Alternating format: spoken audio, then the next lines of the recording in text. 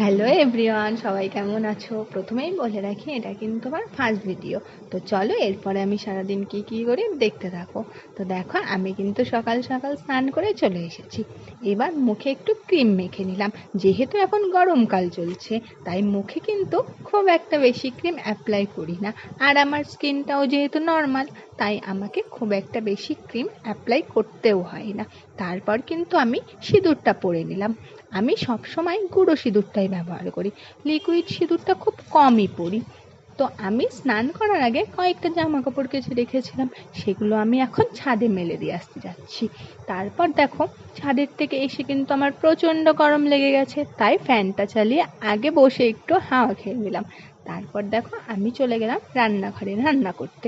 আমি আজকে বানাবো মসুর ডালের বড়া দিয়ে তরকারি।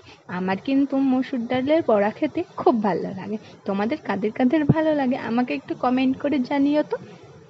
আমি বড়া ভাজার জন্য ডালটা কিন্তু অনেক আগেই ভিজিয়ে রেখেছিলাম।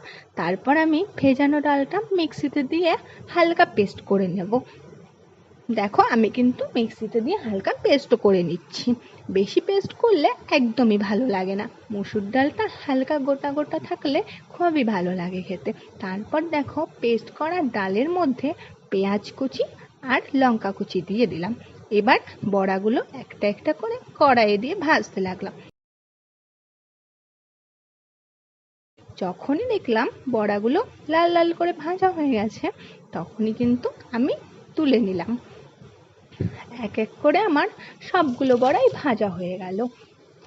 এবার কিন্তু আমি কড়াইয়ে আলুটা দিয়ে আলুগুলো লাল লাল করে ভেজে নিলাম।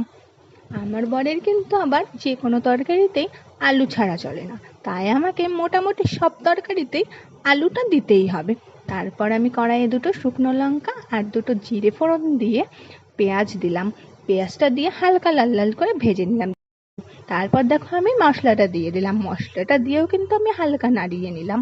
তারপর আমি দিলাম লবণ আর হলুদ। লবণ আর হলুদ দিয়ে মশলাটাকে আরও কিছুক্ষণ আমি কষিয়ে নিলাম।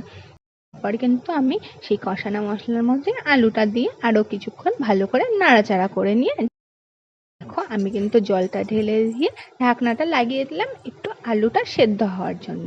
আর আলুটা সেদ্ধ হতে হতেই কিন্তু এদিকে চলে এসেছি আমি আমার কিছু বাসন মাজতে। তো দেখো, আমি কিন্তু রান্না করার ফাঁকে ফাঁকেই বাসনগুলো মেজে নিই, তাহলে কিন্তু আমার কাজটাও হয়ে যায় আর এদিকে আমার বাসন মাজাটাও কমপ্লিট হয়ে যায়। তোমরা কারা কারা এরকম করো আমাকে একটু জানিও। তো দেখো, এক এক করে কিন্তু আমার সব বাসন মাজা হয়ে গেল। তারপরে আমি আবারও চলে আসলাম রান্নার এখানে। তো